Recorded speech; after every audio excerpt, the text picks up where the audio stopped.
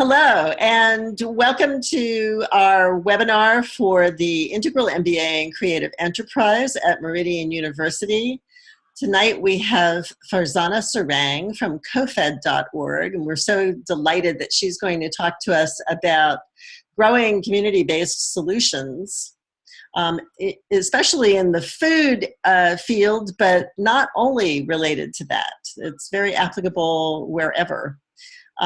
It's August 31st, 2015, and she has some things to share via the screen, so I'm going to hand over the baton to her so that she can do that. Thanks, Nika. And thank you, Meridian University, for this Creative Integral MBA program and for inviting me to be a part of this, and to the participants for showing up. And I'm really looking forward to this conversation and really hope that this will be interactive. So if there's questions that you have, or if you'd like to dive in deeper, please feel free to just like pause, do a little hands up or a thumbs up or a thumbs down to communicate. And so I'm excited to be here on behalf of CoFed. We are a nonprofit that works to build cooperatively run food enterprises. And so we spend a lot of time thinking about how do we develop businesses that support community and that are from a community need, so that it's really grounded in that space, both in terms of its inception and who benefits. And so I thought maybe we could start off this call by just saying a little bit about who we are, what brings us to this class, and if you have anything that you're particularly interested in. I'm going to spend some time talking about CoFed really briefly, and then sharing our business model, which is like the 5 building blocks about community-based business development. But would love to hear from you, and if there's anything else that you'd like for me to touch on, please let me know. And Claudia's sick, so maybe we start with you, Tiffany. I think you're on mute. Hi, my name is Tiffany, and I am one of the students in the Integral MBA. I'm sitting here in Marin County. That's where I am in the world today. I came to Meridian because I really believed in their big, what we've been calling the big 3 touchstones of our MBA program, which is about generative entrepreneurship, transformative innovations, and regenerating the commons. And what I really have appreciated about the program is just being exposed to a lot of the emergent ways of doing business. Great. And I'm interested in learning more about how you all have developed relationships. Okay.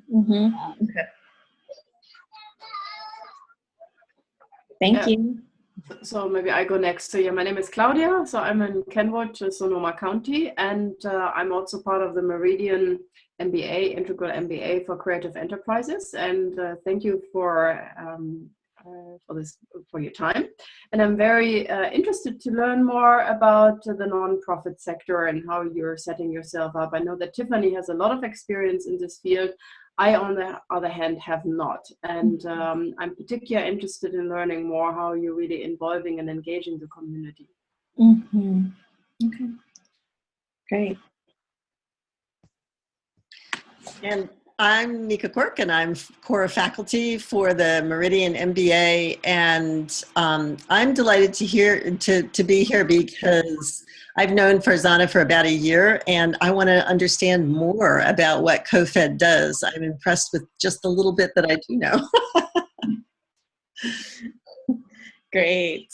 Okay, well, I think we will hopefully be able to get to everyone's desired goals for this call, and I'm glad we're having this conversation.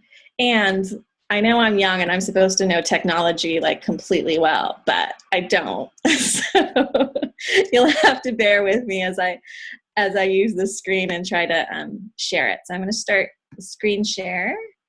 See how this goes. Aha.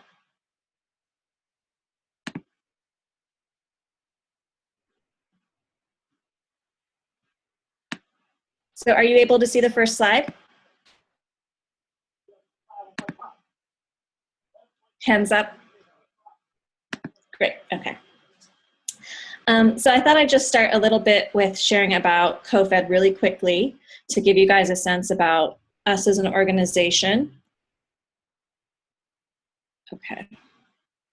So I want to talk a little bit first about how CoFeds started. So CoFeds started in 2010 on the UC Berkeley campus because the student found out that a Panda Express was going to be opened on campus, and they believed that it was another system of corporate food that they really didn't believe in, and they wanted an alternative. So the community actually organized to stop the Panda Express, and they were successful in getting the administration to reconsider that decision. And then the administration was like, okay, we know what you're against, but what are you for? So then the question to this group of organizers was kind of like, what is the kind of entrepreneurship or business that you would like to see?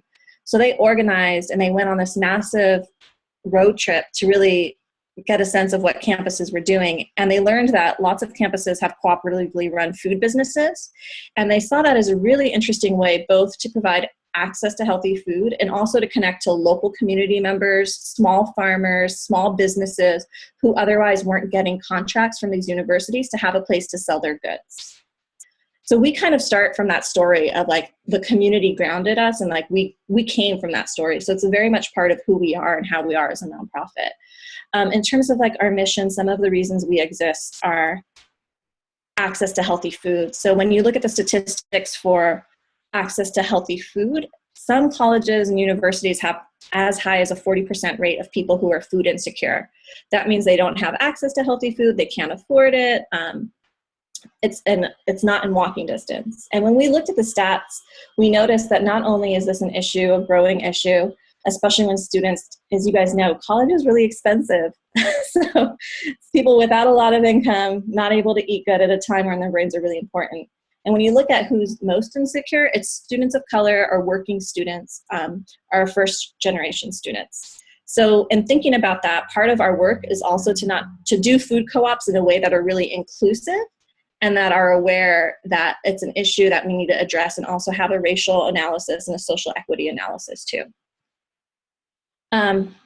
Also, what's important to us in terms of why we exist, so equity and inclusion. So a lot of times food co-ops have, they rose out of the natural foods movement, and so that gets a lot of notoriety in terms of their existence. But we actually see it as part of our role is to re-establish this in the history of mutual aid operations and like informal lending circles that happened a lot in like Latina communities. And this right here, this is Fannie Lou Hamer. So in the South, when there were, after slavery was abolished, when people had land, they also set up systems to share resources and to pool together food and share it amongst their community. And this is a really important part of the cooperative history. And again, so like we as an organization are grounded in community, and also this idea of cooperative enterprises is grounded in community. So how can a community that does not necessarily have much work together to create a solution that actually helps feed everybody a little bit? I'm going to go past this, well, we can talk about this, but basically, who does the economy currently serve?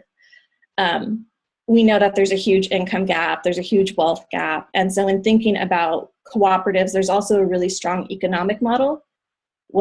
I don't know if you guys are familiar with co-ops, but one of the things that's different is that a member or a consumer is an owner of the business. So as the business thrives and gains profits, that's shared amongst all of the owners. So it's got this like built-in benefit system. So I think it's old school entrepreneurship and triple bottom line thinking. And so this is just our mission and our vision. So we really provide tools and trainings to campus communities to develop strong, cooperatively run food businesses. We work with a dynamic network of experts and community members who really want to work with us to promote thriving, equitable, and resilient local economies. And so the words that we use is we'd like to envision a world where cooperatives build community wealth. And that's kind of why I'm here and what I'm really looking forward to this conversation. I know that someone also asked a question about a nonprofit and how do we work as a nonprofit. And so we have recently developed a business plan, and as a nonprofit, we're majority grant funded right now, and we're also have lots of grassroots funding, but we ourselves are also working to build out our expertise and hopefully eventually convert into a cooperatively run structure as a nonprofit.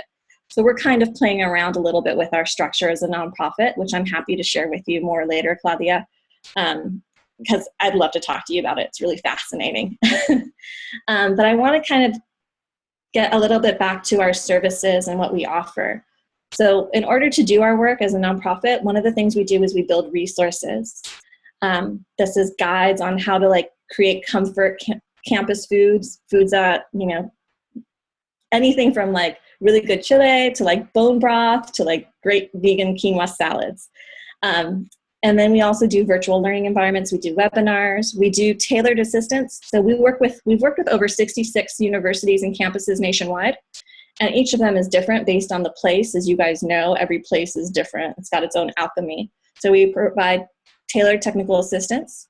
We also do the Summer Learning Institute, which is our huge intensive training where we select teams to come and have a training on business development skills, leadership, and planning. And so I'm going to be sharing some of our learnings from the Summer Learning Institute. I'll be sharing the business development model that we shared with them, with you all during our call today.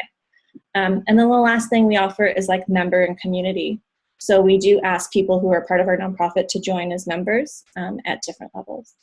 So I'm just going to pause there and see if there's any questions about us as an organization or CoFed before I dive into kind of our business building block basics.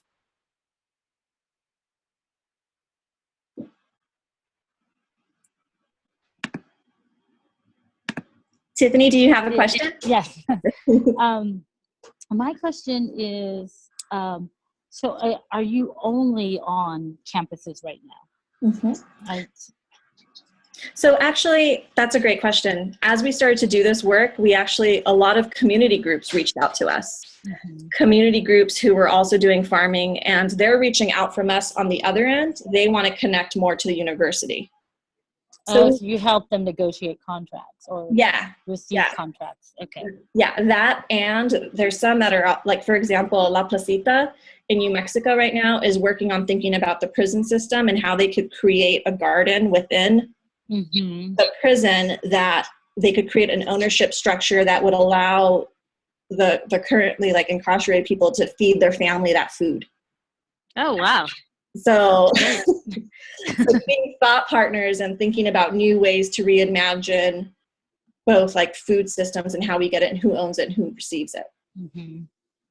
And they're an amazing organization who's been doing this work in Santa Fe for a long time. So we've just had a few conversations with them about what it might look like. Well, that's great. Yeah. That was my only question. Claudia, any questions? Are you good? Okay. All right, I am going to escape from here. Not from this call, but from this slide. Give me a second.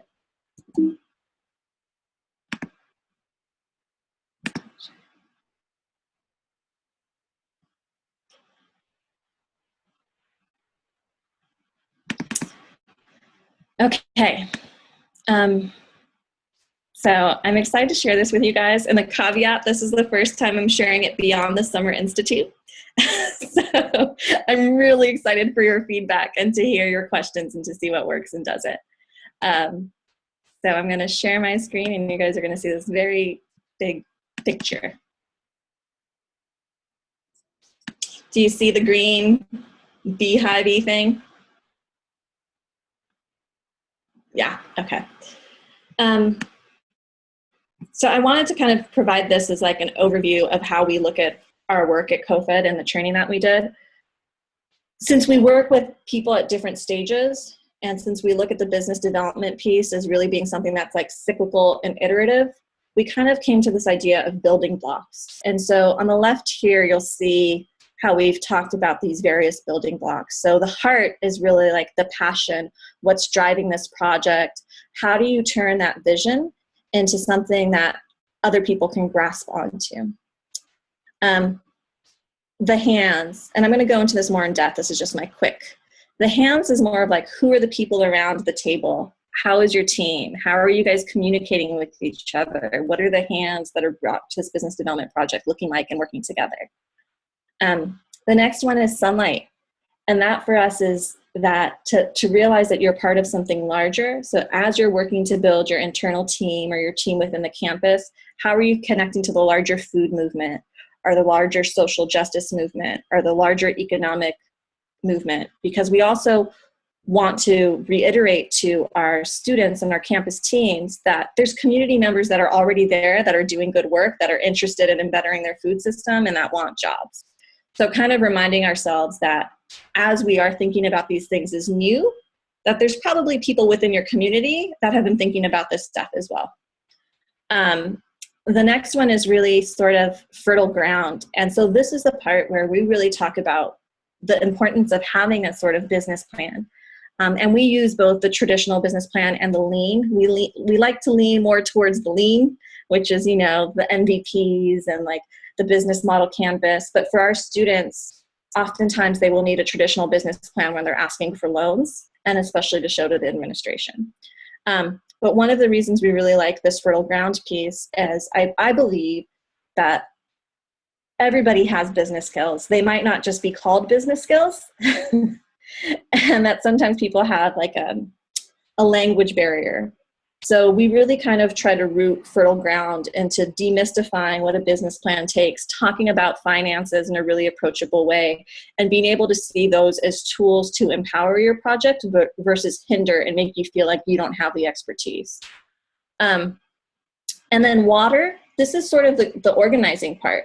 So you can have all of this stuff, but unless you have something that's consistently nourishing it, it might not go anywhere. And so we look at the water as like, how do you plan in those moments to constantly bring people together? How are you nurturing all of these elements? So that's the left side. I'm going to ignore the right side, but we kind of talk about this section as really collaborate. So when you're building a business, it's not you alone as an entity, but it's figuring out who's the we. How do you look at the regional ecosystem and collaborate? The other things that we also teach at our Summer Institute is about nourishing your business development.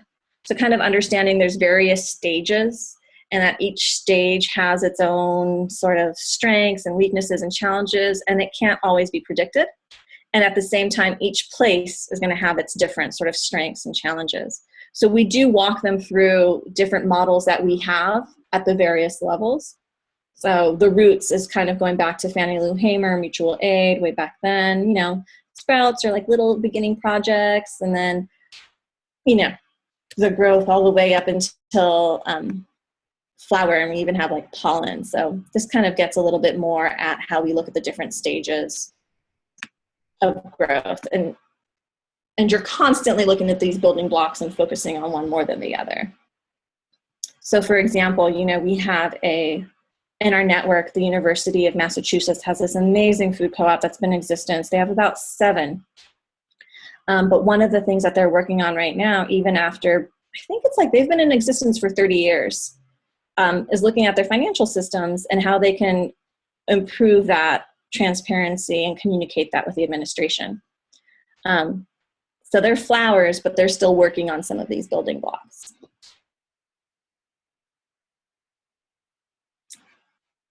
So I'm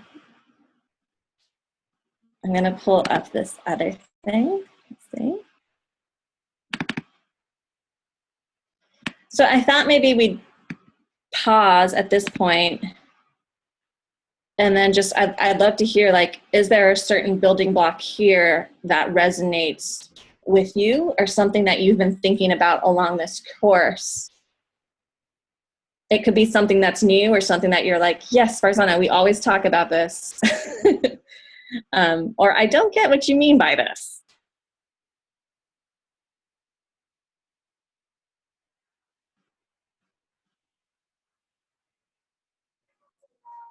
So I like it. Can you hear me? Yeah. So I like it. I am trying to see, you talked about it being cyclical. Mm-hmm. And so that I don't see. Mm-hmm. and I mean, I think I can imagine it. But does it? Are the building blocks?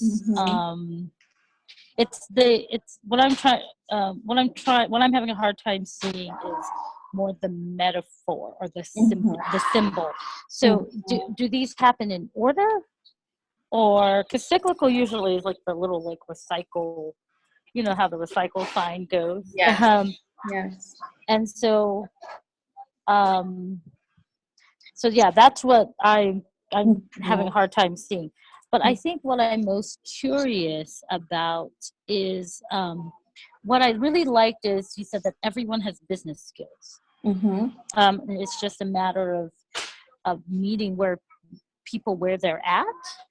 And so my first question is, like, do you guys have, like, is there, like, do you just go into the situation with absolutely no assumptions and start from the beginning that way, or how do you draw everybody's business skills out, I think is what I'm curious to know. Great. So I can start with that. And Tiffany, I feel like I should invite you to our next staff meeting. I'm local. I'm in Oakland. I live in Oakland. Which is happening next week. And we're also like, we're not exactly satisfied with the metaphors here. And we're taking a deeper look at it next week. Ah, okay. Well, maybe we should Nika, we should introduce them to the permaculture lens.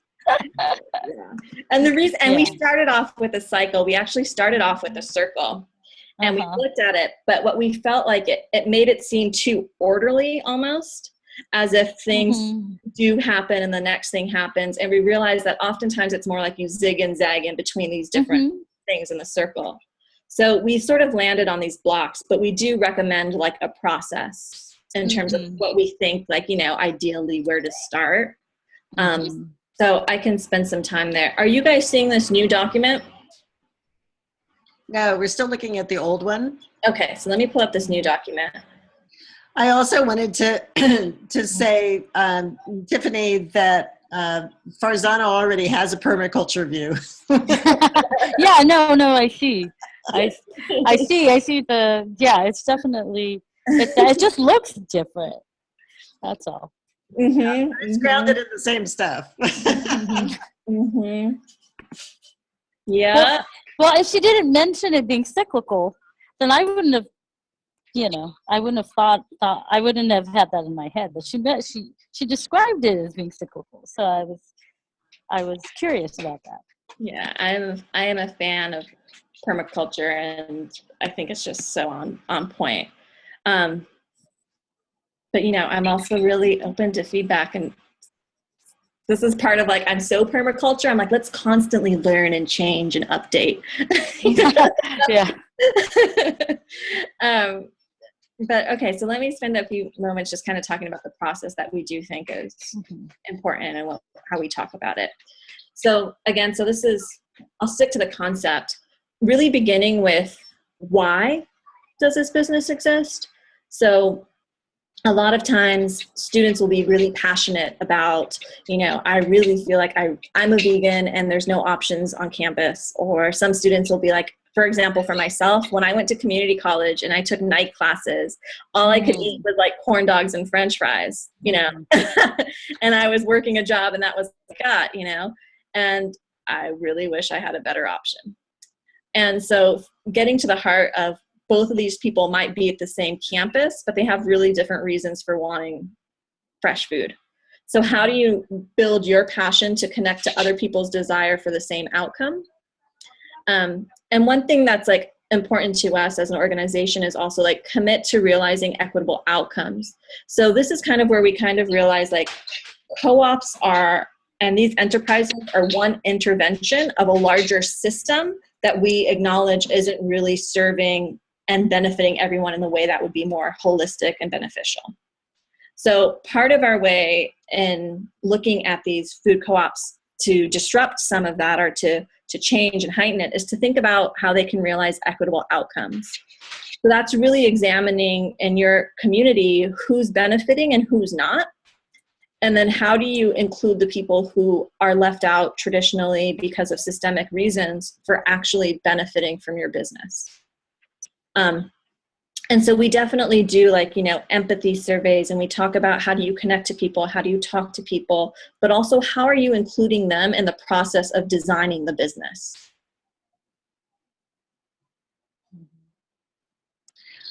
I just have a question actually that comes up, a curiosity. Mm-hmm. One of the things that I've always seen as part of the success for food-based movements is that it's so clearly connected to the food system, right? That you can like see that, and people can really see their connection to that and the impact of that and all of those kinds of things. Mm-hmm. And so, I guess the question here is, for any kind of enterprise that you're trying to start up, is it critical for you to be able to identify the subsystem that you're a part of for a lot of these things, not just kind of like generally, but more specifically, just like the food system is so clear. I mean, I would say yes, because that's where you can start to have lots of different change. And it's also hard because even when you look at the food system, there's so much inequity, right? Down from the people who are actually farming the food to the prices, to the wages, to there's so much. Mm-hmm. And food in itself, it's like hard to solve it all because you realize you run up against these larger systems that you exist in. So I think it's a matter of what's important is acknowledging that this system exists, right? So for example, when we talk about race, especially now when you look at like wealth and income, the disparities along racial lines is really unfortunate and leads to a larger systemic issue about how people have been systematically disenfranchised and not allowed to build wealth, And I think like even when you look at the prison industrial complex and what's going on, like there are certain issues that I feel like we think are separate from our work, but is all part of this system and this environment and this, the United States that we're living in, that unless we examine it, we're just being a part of it. Mm-hmm. And, I think like every business can look at these questions in terms of who's working there, who's shopping there, where's their stuff coming from. And I really believe that by asking those questions, you're actually grounded to a deeper purpose and a bigger systemic change that enables you to have conversations that you might not have had otherwise. Mm-hmm. Yes, so, I love to think about how things are three-dimensional, and so what that brings up is like we have the food system, healthcare, education, other kinds of learning. We have maybe even mental health as a separate thing because that has more like cultural and joy, happiness quotient aspects to it, that type of thing also. So in the old days, we used to think about, well, what industry are you part of? And now it's more of like, what system are you part of? And then all of these other greater system elements intersect into all of those, right? So that's where we get into the complexity of it, because also in business, we used to marginalize all of those elements and say, no, that one's not really related, and that one's not really related. And now we're actually acknowledging and integrating all of those into everything, So I just love the way that you're moving that complexity into this, and at the same time teasing out the objectives, related to the complexity. Mm-hmm. Yeah. And what's interesting is we find when we do this, like a lot of times these are things that people have thought about, but they rarely have the space to talk about, right? So I think there's something in here about creating like the commons, like where do we really have that space to talk about these issues? And like just as you're developing your business, even providing that space itself is a draw. Yes. And that also lends really nicely to this next thing, which is like, you know, the sunlight piece is we really see this as like, you should connect to this larger systemic. And I love your phrasing of like, it's like not only like what industry are you working in, but what system. And I think, you know, that really comes into play here. And also acknowledging that, you know, these are 7-generation old systems and beyond that. And so there's a lot of knowledge that already exists. And so how do you start to really make allies, build partnerships, and see yourself as something larger, right? So you're doing one business, but it's connected to something so much bigger. And I think a lot of times, sometimes people might say like, okay, well, yeah, we don't, you know, we want more people to come here, and they put it on the people who aren't shopping to make the decision to come there. But what are you as a business doing to meet your community or the clients where they're at? And so this is also an effort to think about if you're doing a community-based business project, it's also part of your job to meet the community where they're already meeting. And so we find that if you're doing work that's about food justice, think about, you know, are there food organizations? Like there's a Food Workers Alliance organization. There's a lot of great food recovery network that's waste, you know, and I imagine similar industries have similar organizations. Yeah, I could think about a lot, but we don't want to get me into my thinking space because I'll never come back from that.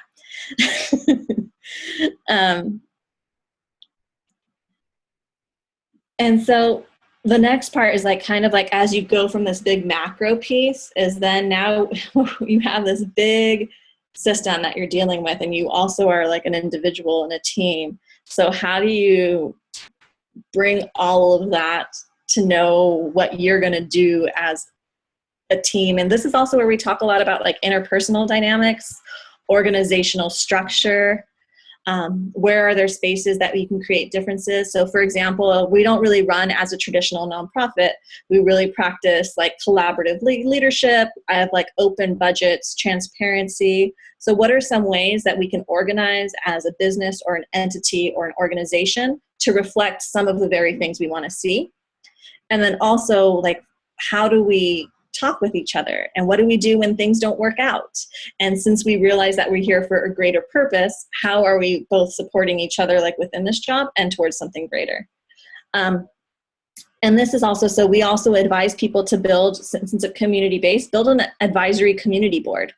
So invite people from the community who you really value and respect, or who might have opinions, who could lend something to your business, to be a part of creating the business with you. So that when you're doing the business plan and testing ideas, that they're at the table, and that you're already kind of like building community and support and wisdom and insight into what you're going to create.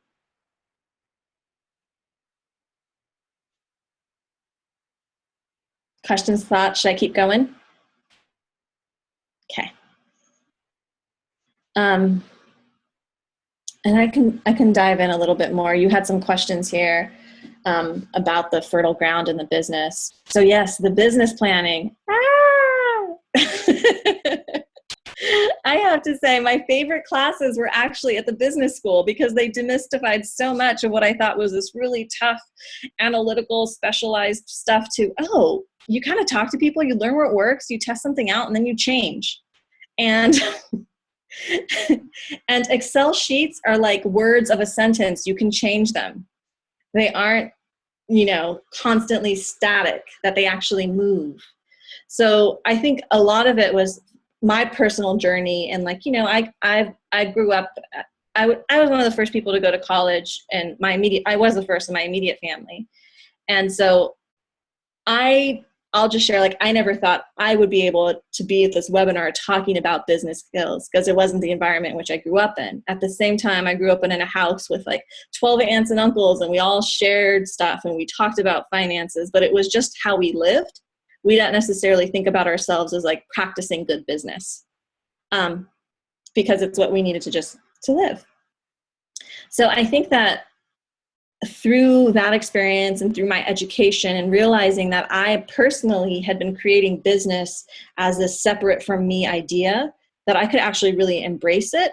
And that a lot of people, like I think about all my friends that had side jobs or like that worked really hard to get somewhere, you know, like people know how to hustle, people know how to get things that they want. And I think it's about that entrepreneurial spirit and how do we acknowledge it in different forms and make it accessible.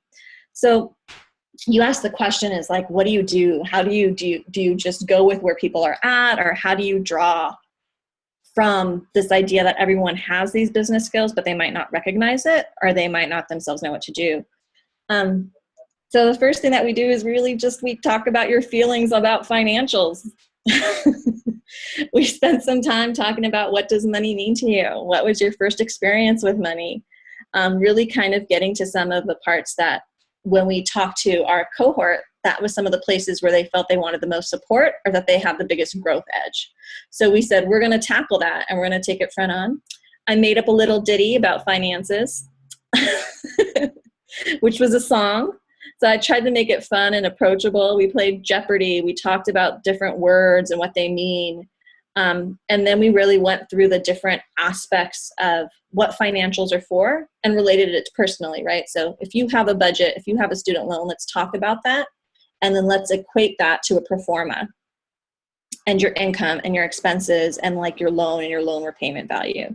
So we kind of did that and did it in a way that enabled students to practice and do case studies together. So that's how we did it. And a lot of times, to answer your question, is we really just listen to see where students are or where campus teams are, community organizations are. Honestly, some are really good at the business part and they get that, but they're struggling with the interpersonal. And so first, as an organization, we have to just listen and see where folks are at. And if we see an opportunity to kind of teach this or to provide the tools to show them how they can create a business plan, the financials, and then the business plan, then we do it. We also do use the business model canvas to just get people to put out ideas and to throw that over. And then we spend a lot of time working on what's the goal of the business plan. And then we set up meetings. I just talked a lot about that. So I'm going to pause. Was that clear? Did you have other questions about that, Tiffany? Or did I get to your questions about how do we talk about business skills? Yes, you did. So you use, so I mean, do you bring in subject matter experts, or is that like locally that are from their different communities, or do you all do it? It's a mixture. So since everyone was in town, we collaborated with somebody who's worked with us before who has an MBA to develop some of our curriculum. And so she co-taught with me the pieces. A lot of these schools also have businesses that are running. So we also created the space for them to share their learnings and what they thought worked. So we created a little like open space for them to do that. And then after that, we did something interesting, which was office hours. And we just said, all right, sign up for any issue area that you feel like you really want to dive into. And we just set individual appointments with folks. The next day, what we did is we did a site visit and we had panelists. So we went around Oakland and visited various businesses, and they had a chance to engage directly with these business owners and ask them questions. So for example, one student was really interested in like, oh, can you tell me your point of sales? Like, how do you deal this on the register? You know, like a really nitty gritty question. And somebody else, you know, when we went to the Berkeley Student Collective was like, oh, can you tell me more about your governance structure? So they also have the opportunity to talk to like local community members and businesses that are doing similar work. Okay. And our hope is also that in establishing the community advisory board, that they're filling it with somebody who runs a business or who has that expertise, who can serve as that kind of an advisor. Okay. I like it. It's, oh, can you hear me? It's really multifaceted. Because, you know, I feel like sometimes me personally, when I think about business planning, it can seem very didactic, very not so exciting, right? It's something that I personally dread. So it's great to see how many different ways that you're able to develop the plan. Mm-hmm. And it's also what I was fascinated by was how much people actually enjoyed being able to embrace those aspects of their skill set that they had or developed. Mm-hmm. You know, like in the closing out, some students were like, I never thought I'd say this, but I'm really excited to look at our financials when I get back. Mm-hmm. And like, you know, that's what we want. Like, you know, these are all things that we want to be able to show students and people that they have the power to use these as tools versus like hindrances. And that you have a community of support, you know, us as an organization, but there's also people within your community that are doing similar work that probably share your vision that can support you. And so that goes to our next phase. Because we are so sort of multifaceted and dynamic, a really important part of us is this element which is called nourishing your efforts consistently. So build reliable, informed, and regular support for your project. This is twofold. So for us as an organization, we want to be partners with some of these projects in doing this. But for me, and for our organization, you know, we came from a group of student organizers and we have lots of organizers on staff. So we really believe that community organizing is a vital part of business planning and business development. And so when we look at like nourishing your efforts consistently, it's this idea of like, how are you constantly checking in with the community? You know, letting them know what's going on, providing avenues for feedback, seeking counsel and advice, making space so that it's inclusive and that you can be generative. And so we actually, like at the end of our program, we worked with them to like set a timeline and talk about like, okay, let's like set meeting times, like, you know, where are your points of unity where we're going to come back together and talk about this. So not only planning your activities, but your moments where you're coming together and reestablishing, creating like an event for all of the people involved to re-engage and consistently engage. You know, and then we want them to be members because we think their work is awesome. So we want to also continue to go for them. So this one also is more like, you know, tailored to us as an organization and how we support. But generally, we just believe it's a really important philosophy to infuse some of the community organizing techniques into business planning.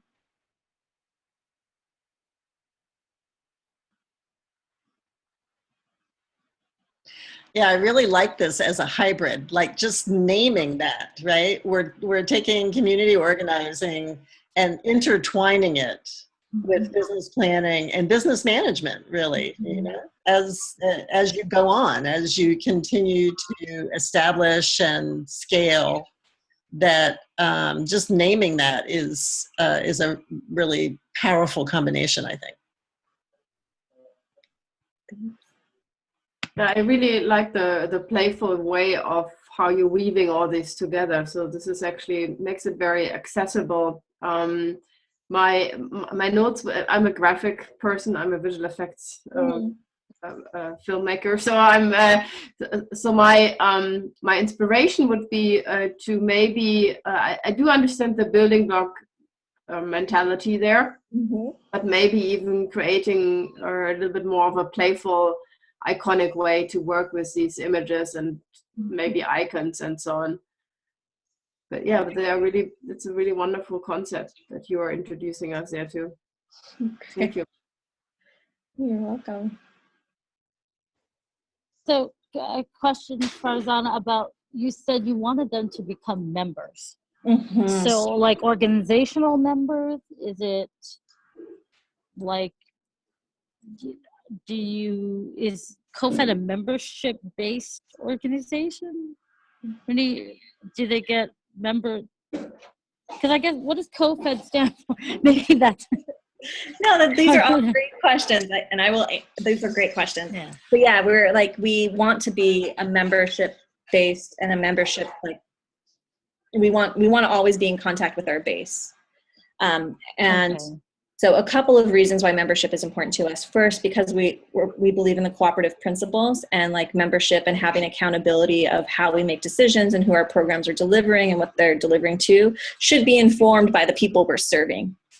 So we do invite our members to join like an advisory board. So that's one reason why it's important for them to be members, so that they can also help influence us as an organization. Another reason is as part of our thinking about us as an organization, and just this idea of we live within this large economic system and we would like to have more flexibility and accountability to the people we serve, is to actually think about earned income strategies. So as an organization, we want to move beyond just grants to thinking about, oh, can we have more grassroots support through members? So people can support us individually by becoming sustainers and giving like $5 a month and getting access to our resources, you know, and discounted services, to as much as like institutions can pay. Like, you know, we have a sliding scale of, I think it's like $2,500 to $5,000 for our services and a discounted rate. So building in new ways for us to earn income, that can also create, like I think, Nika, what you're saying, like create also more like collaboration within the organization and wider accountability. And a lot of times, I don't know if you've worked in, you know, the nonprofit industrial complex is real. Yeah, I know that. And it is a system that we exist in and we're aware of. But we're also thinking about ways that we can be like a little playful and innovative with that. And it does rely on creating new streams of income. So we ask our community to be a part of helping us build that. And what is your current legal structure? We are currently fiscally sponsored as a nonprofit C3. Okay. Is that right? Yes. C4 is lobbying. Yes. Yes. Yeah. So it's a 501c3. 501c3. So who are you? I'm just curious now, because you guys are not that old. If you started in 2010, right? Mm-hmm. So, and then who is your who's your fiscal sponsor? Yeah, our fiscal sponsor actually is in your guys' neck of the woods. He lives in Sonoma. It's called actually Inquiring Systems Incorporated, and they themselves have a very interesting philosophy about like they support mostly like environmental, sustainable groups, food groups, so people that are really thinking about things holistically. So they've been our fiscal sponsor since our beginning. And as they're also working with us, we're working on becoming our own 501c3, and they're helping us in that process. That's great. Mm-hmm. Sometimes that can take a long time. Mm-hmm.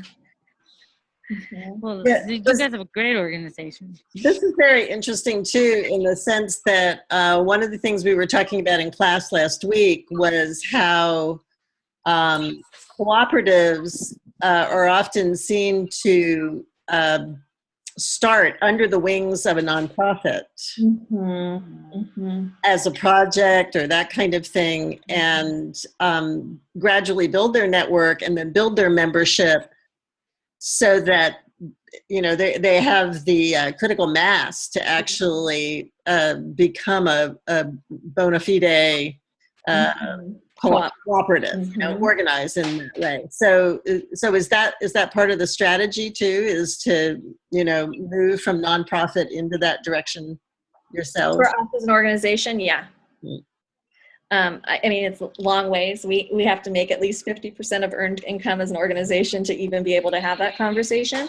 But yeah, it's a goal that we've set and that we'd like to continue to do. And then it's also very interesting when it comes to the decisions that our campus teams make, because they have all these legal considerations depending on how they're constituted and where they're located. So if they're on campus, you know, ownership is a completely different issue than when it would be off campus.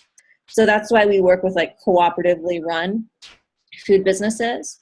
And we find that even those structures that exist within the campus community that are cooperatively run but maybe not owned, the skill set that students are building is something that they take with them when they graduate, and they often start co-ops or convert co-ops. Because truthfully, like I feel like these skill sets, they're not really taught in business schools. And they're not. And unless and experience is such a big part of learning. So like, for example, the Flaming Eggplant, I believe there's almost 2 or 3 spinoffs from alumni who've worked there, who started their own businesses or converted like a cafe to becoming a collective. So we see impact in that way in our alumni. And then with our off-campus schools, we do see like that ownership. And you're right, it takes a while to become bona fide. And I think that's like this bigger issue too. When you're working with people who don't have access to capital, the capital still needs to come from somewhere. And, you know, so that's something that we're I think co-op developers are still figuring out. And something interesting, like in Canada, what they're doing is they also have this take, which they want to first start it off as a full-fledged business and make sure it's profitable and successful and manage it as of a co-op, but convert it once its profits are steady. So that way the risk isn't as heavy on the owners that are primarily low income and communities of color. Mm-hmm. So it's definitely, yeah, so it's an interesting, different thoughts. And I think, figuring it out, and people have different techniques, but it's a question. Yeah, but the service that you're providing in the educational service that you're providing, that you're saying like people go out with those capacities then already very well developed, is really important. Because when I was doing an interview with Ricardo Nunes of the Sustainable Economies Law Center for the blog that I co-author, this was one of the things that he talked about as an element that they see to be so essential in really making a successful cooperative is, people already having some of that experience just raise the whole ability of the group to much more quickly, like they get their mindset of being a we and working very deeply democratically and innovatively together. It heightens that ability. If you get, he and I were talking about how if you just have people who have not had that collaborative, cooperative experience, then your base of people really have been shaped to be individualistic and are much more likely to keep falling back into these individualistic ways of behaving that then set up barriers to being a successful cooperative. So it's really interesting, like if you have a few agents of cooperation in the mix, it actually takes the cooperative to a better place faster. I think what you said is so on point, and Ricardo is the best. So anything he says is gold to me. But I think there's this idea of a mindset, and how do you change that mindset? And a lot of people will say like that is the biggest shift of having that experience, is we're taught so much of just this like hierarchical, you have a boss, you do what your boss tells you, that removing yourself from that is almost impossible unless you have an experience of something that's other to that, right? So like even for myself, I learned about cooperatives because I went to Argentina and I experienced everyone working together and building these houses. And I was like, this is what it can feel like? Why aren't we doing this? And, it's so different to do it than to read about it from a book. And you have to have that feeling of what is possible and the potential, and to see that there's a different system that we can all reimagine together and that we all have the potential to create. And it can actually happen in a lot of different ways. My whole base of collaborative experience is in the performing arts, because I was always in theater ensembles and dance ensembles and singing in choruses. And it's almost like it doesn't have to be a work experience. It just needs to be an embodied experience. Because people can translate that over into, oh yeah, I know how to do this. That I've had something like this before.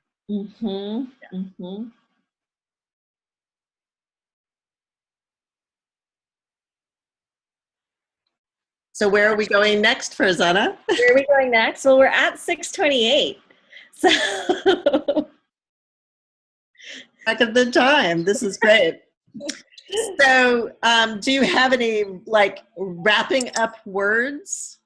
Wrapping up words. What would you like to leave us with? Yeah, so I guess what I would like to leave you all with is thinking about part of this class and like this creative integral MBA is asking yourself the question, this is what I always ask myself, is who benefits from this work? And what are avenues for you to create an inclusive community engagement or community organizing strategy to complement the business development? So, easy question. Big question. Yeah. And so you're so spot on too, because everybody needs to be holding that question all the time now in order to really make the change in the business world, the shift that we're looking to make, what Meridian is behind, and also for the larger economy to make an actual shift. And not just recreate something with a different flavor. Yeah, and I feel like you guys are part of this class and this course because you believe in that and you're a part of that.